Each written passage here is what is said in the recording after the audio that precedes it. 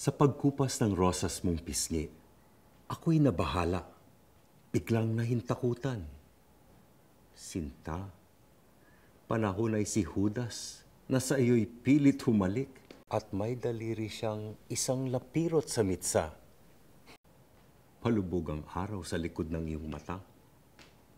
At may kung sino, sa kristang tanghod, paakyat ng kumpanaryo upang manumbat.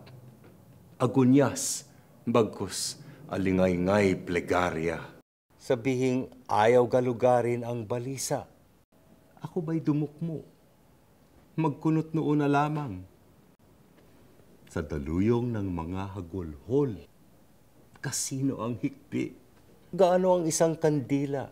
Itirik man sa gitna ng naggubat at naupo sa paanan ng birhin. Laking buti daw matitikan ang palaisipang pakrus-krus na labi ng araw-araw, ngunit ang bumuno sa bangungot, itbulagayin ang sariling anino. Hamunin magpalugit ang liwanag. Bayaan ang batingaw.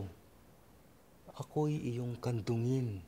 Puot ko'y iduyan sa buntong hininga kung saan ikaw. Simoy ng aking tagsariwa ay hardin. Pinagpugara ng awit. Hindi. Siyang pinakasinapupunan. Init at tingkad na sandaling naging akin. Apoy kang titikis sa takip silim.